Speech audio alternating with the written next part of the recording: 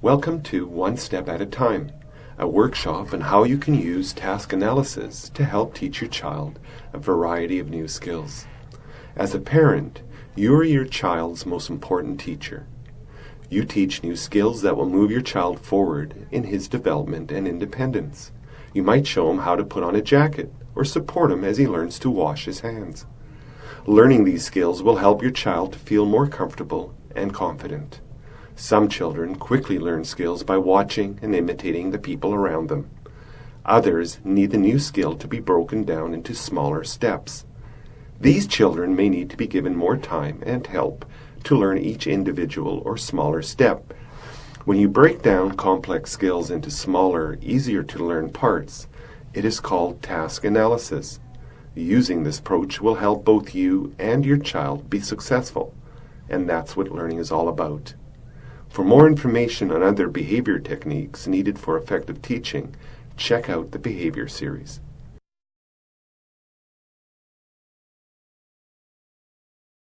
As adults, we often use task analysis or task sequences throughout our day. For instance, all of us have probably followed a recipe or tried to put together a piece of prefabricated furniture. If you don't know what you're making or following the right sequence, sometimes you end up very frustrated or having created something that doesn't look the way it was supposed to. Using the furniture example, most of us have learned over time to tip all the pieces out of the box, organize them, and then to pick up the instruction sheet. The instruction sheet provides an analysis of the task, a kind of list of steps.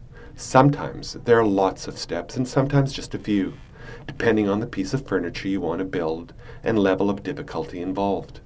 Visual supports or diagrams are also often included.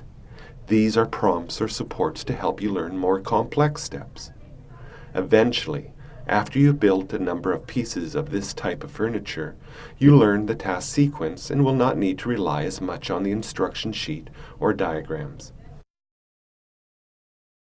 Anything we do can be broken down into smaller steps. As I just mentioned, the number of steps depends on the complexity of the task and the needs of the learner. The crucial step in developing a task analysis is being able to identify the skills that your child already has.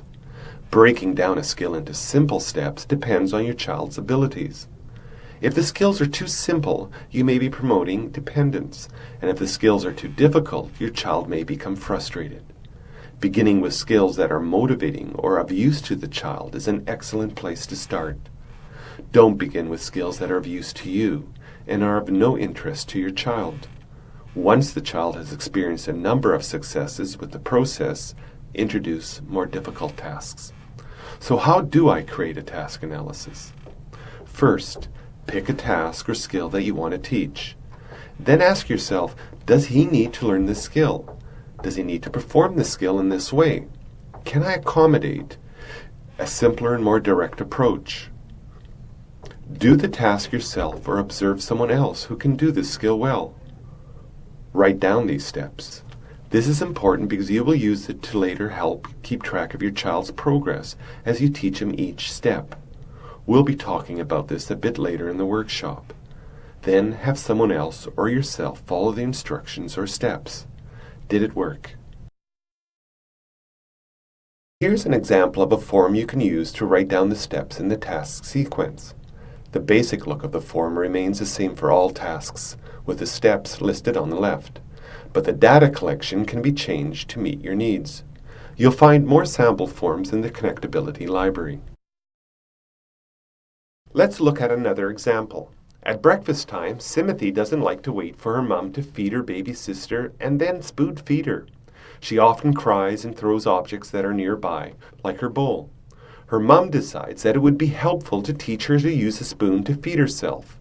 This would help Simothy move forward in her self-help skills and become more independent. Hopefully, learning this new skill will also reduce Simothy's frustration and stop the problem behaviors, throwing objects and crying. Simothy's mom creates a task analysis by doing the actions herself. 5 steps are identified in the spoon feeding chain. Pick up the spoon, put the spoon into the bowl, scoop the food into the spoon, lift the spoon from the bowl, and finally, put the food in the mouth. 5 steps may be perfect for Simothy, but if she's very young or has motor difficulties, much smaller and specific steps might be needed. The best way to find out how many steps are needed is to test your task analysis or list of steps with your child to see which steps she can already do and which may be too difficult. When Simothy's mom tests her task analysis, she finds that Simothy has difficulty with the first step, pick up the spoon. She makes an X in the independent or IND column to indicate she wasn't successful. The remaining steps are completed independently, and so she puts a check mark next to each one. Mom observes several times and finds that the first step is always a problem for Simothy. Simothy needs smaller steps in order to be successful.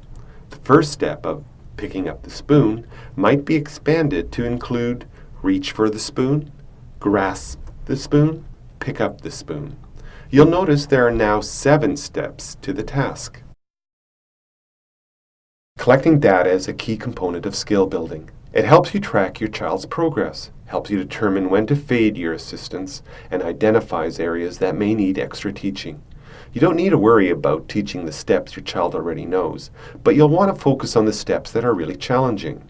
Each time your child completes the task, you'll record a check mark under IND, that is the independent column, for every step that was completed without help. You'll record any help you provided in the columns to the right of this. At the top of the task analysis checklist, you'll see 3 codes to record the prompts you use to assist your child to do the task. You'll find more information about prompting in the Connectability Prompting and Fading workshop. But simply put, a prompt is a cue or hint that helps your child know what to do in a particular situation. Prompts can take different forms depending on what you want your child to do, as well as his needs.